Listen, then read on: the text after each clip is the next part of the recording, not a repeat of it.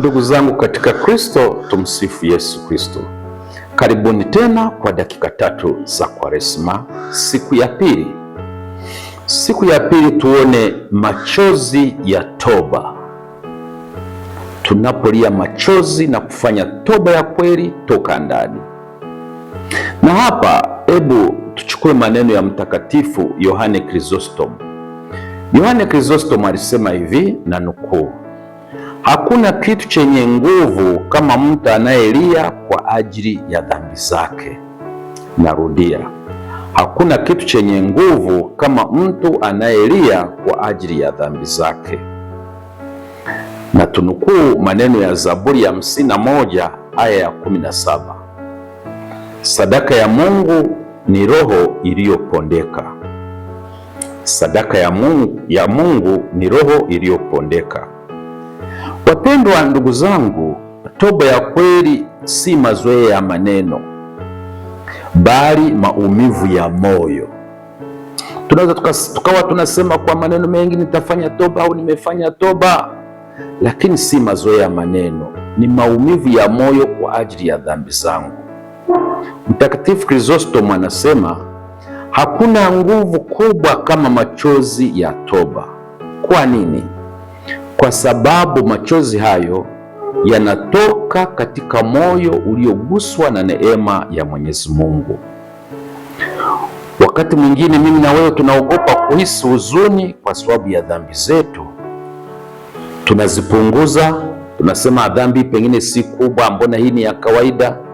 Tunazitetea, mimi ni mwanadamu, ni mdhambi, kwanza mbona watu hawa wanatenda dhambi kama hii? Au tunazifunika, tunazificha kana kwamba watu wengine hawazioni. Wanaweza watu wengine wasizione, lakini Mwenyezi Mungu anatuona mpaka ndani. Lakini hii Zaburi ndiyoisoma inatuambia kuwa Mungu hafurahii sadaka ya nje kuliko moyo uliopondeka. Kwaresma si kipindi cha kujihukumu tu au kujihukumu kupita kiasi. Hapana, ni kipindi cha kuruhusu mwanga wa Mungu uingie ndani na kufunua kile kilichojificha, hasa yale mapungufu yetu, hasa zile dhambi zetu, kusudi yale yaliyofichika yaweze kuja juu, na hivyo tufanye toba iliyo ya kweli.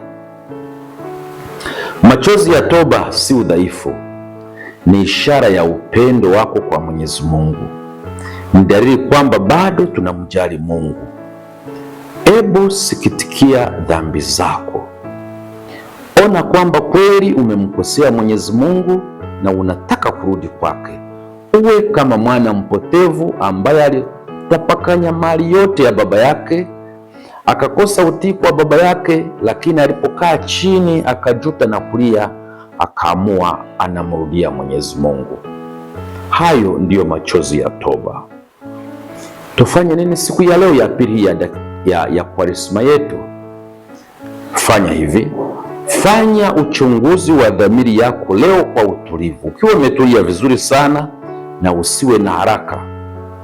Ainisha ni eneo lipi au maeneo yapi katika maisha yako ambayo unafikiri kwamba yanahitaji toba. Hiyo ndiyo kazi ya kufanya kwa leo. Tumalize kwa sala hii fupi. Bwana, nipe moyo laini unaoguswa na upendo wako na unaochukia dhambi, moyo ambao unataka urudi kwako. Nakutakia Kwaresma njema siku hii ya pili. Tukutane tena kesho dakika 3 nyingine za Kwaresma.